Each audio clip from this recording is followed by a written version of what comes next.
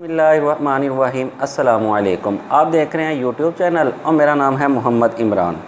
इस वक्त जो मुल्क में सबसे बड़ा मसला बना हुआ है वो है साबका वज़ीर आज़म इमरान खान साहब कि अब ये नहीं समझ आ रही कि इमरान खान साहब का मुकाबला किस तरह और कैसे किया जाए। ये लड़ाई शुरू होती है एक रूस के दौरे से जिसका अपना यूक्रेन के साथ तनाज़ा चल रहा है, और इस वक्त जो मुल्क में सबसे बड़ा इवेंट बना हुआ है ना वो है डॉक्टर शहबाज गिल साहब।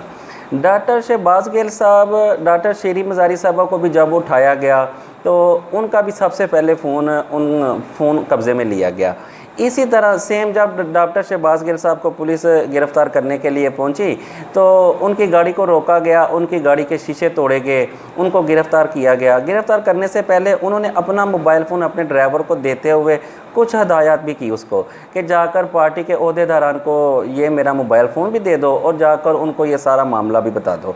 फिर समझ ये नहीं आती कि ये लोग मोबाइल फ़ोन से क्या देखना चाहते हैं, ये लोग मोबाइल फ़ोन से क्या ढूंढना चाहते हैं।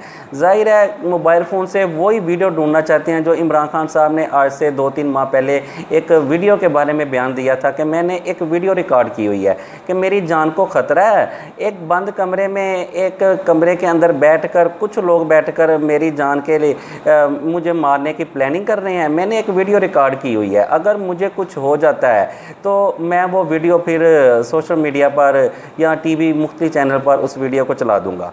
ज़ाहिर है कि जब भी किसी वर्कर को या किसी भी पीटीआई के किसी भी बंदे को गिरफ़्तार किया जाता है तो सबसे पहले उसका मोबाइल फ़ोन छीना जाता है, और मोबाइल फ़ोन छीनने के बाद ही वो मोबाइल फ़ोन से वही वीडियो ढूंढने की कोशिश की जाती है। फिर सेम डॉक्टर शहबाज गिल साहब के साथ भी यही मामला हुआ। फिर डॉक्टर शहबाज गिल साहब से 2-3 सवालात थे जो बार बार पूछे जा रहे थे कि वो जनरल फैज़ हमीद साहब से कब और कितनी बार मिले।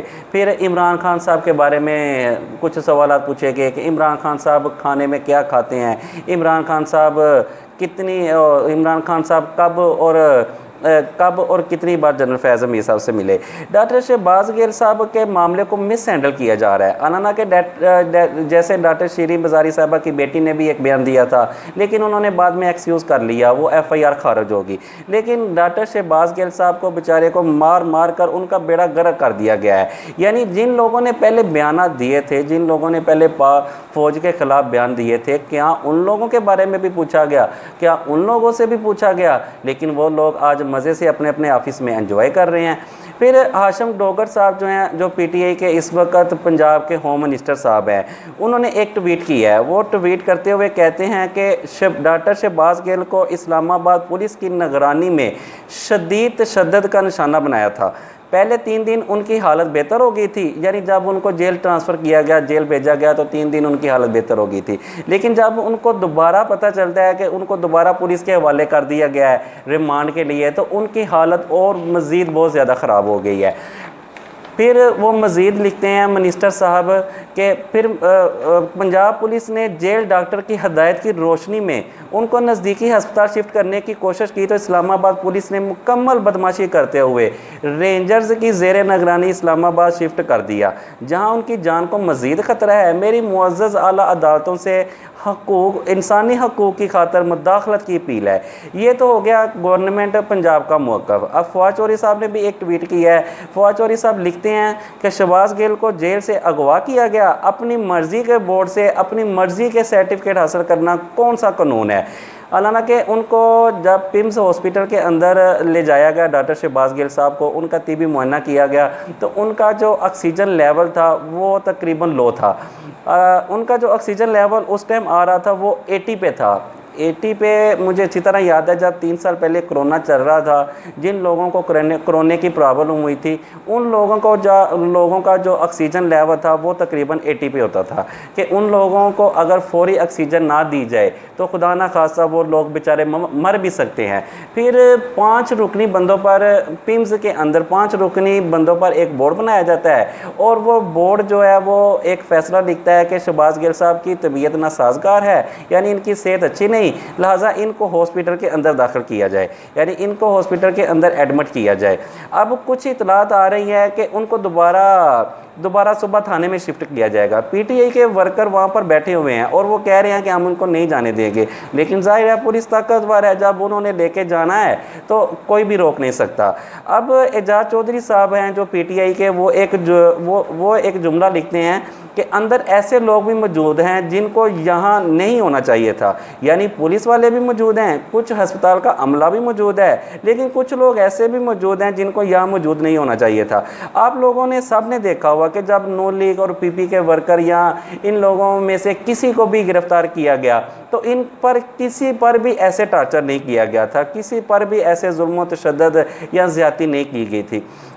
मेरी कुछ सहाफ़ी दोस्तों के साथ भी बातचीत हुई, मैंने उनसे भी पूछा, उन्होंने भी कहा कि नहीं, आज तक हमारे साथ जो सहाफ़ी हमारे जेल बेचारे काट चुके हैं, उन्होंने भी कहा कि हमारे साथ भी कभी ऐसा जुल्म और जबर नहीं हुआ।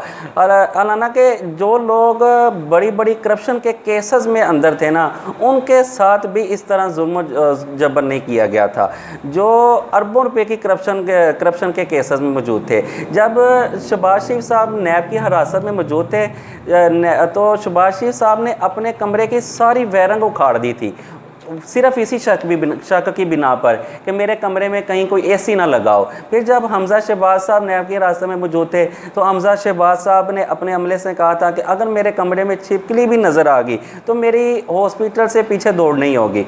कुछ लोगों को मसला होता है छिपकली काकरोच से, ऐसा नहीं है कि कुछ लोगों को छिपकली देखने या काकरोच देखने के बाद ज़हनी तौर पर, दिमागी तौर पर कुछ मसला बन जाता है, ऐसा मसला नहीं है। लेकिन ये लोग अपने अमले को धमकियां दिया करते थे, ये लोग वहाँ पर जेल हकाम को, जो लोग नैब की हिरासत में थे, वहाँ इनको धमकियाँ दिया करते थे। सलमान सफदर साहब जो इस वक्त शहबाज गिल साहब के वकील हैं, वो उनका केस बहुत अच्छे तरीके से लड़ रहे हैं। जो सलमान सफदर साहब ने 5 रुकनी बोर्ड ने लिख दिया है कि शहबाज गिल ठीक नहीं है, इसको दाखिल करना है, और कर लिया है। सलमान सफदर साहब ने अपने दलाइल में कहा है कि FIR में बहुत सारे सवालात उठते हैं।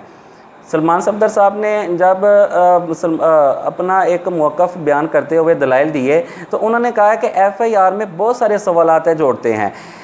उन्होंने जो बात की वो गैर मुनासिब हो सकती है, जुर्म के ज़िम्रे में नहीं आती। शहबाज गिल साहब ने तस्लीम किया है रिमांड हासिल करने का मकसद सियासी इंतकाम का निशाना बनाते हुए मज़ीद तशद्दुद करना है। मैं मानता हूँ जो कहा गया वो नहीं कहना चाहिए था, लेकिन ये बगावत और बगावत को उकसाने के दायरे में नहीं आता, इस पर क्रिमिनल केस नहीं बनता।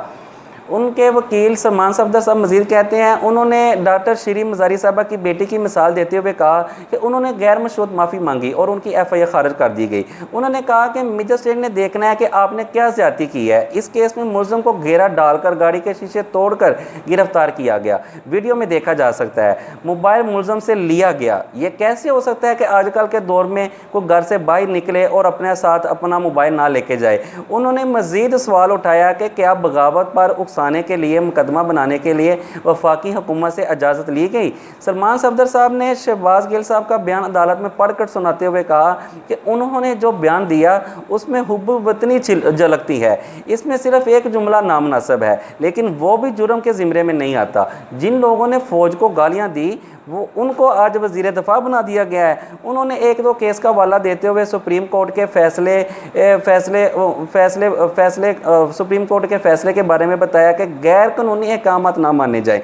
मेरे मोक्कल ने भी यही बात की है। सलमान सफदर साहब ने सवाल उठाया कि प्रोसिक्यूशन का दावा है कि मोबाइल फ़ोन शहबाज गिल के पास नहीं है, उनके पास तो फिर जिस्मानी रिमांड किस लिए दरकार हैं। उन्होंने बताया कि शहबाज गिल साहब के प्राइवेट पार्ट्स पर टार्चर किया गया है, तस्वीरें दिखाने के लिए तैयार हूँ।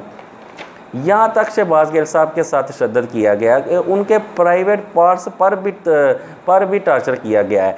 शहबाज गिल साहब ने चीफ जस्टिस उमर अता बंदयाल साहब को एक ख़त लिख दिया है। उन्होंने अपने किसी करीबी अजीज़ के ज़रिए चीफ जस्टिस उमर अता बंदयाल साहब को एक ख़त लिखा है जिसमें उन्होंने इस FIR पर नज़रसानी की अपील की है। मज़ीद इंशाअल्लाह उम्मीद है कि इस पर कोई ना कोई नज़रसानी हो जाएगी। इंशाअल्लाह मज़ीद जो भी अपडेट होगी वो इंशाअल्लाह आपके साथ शेयर की जाएगी। अपना और अपने इस चैनल का ख्याल रखिएगा। अल्लाह हाफ़िज़।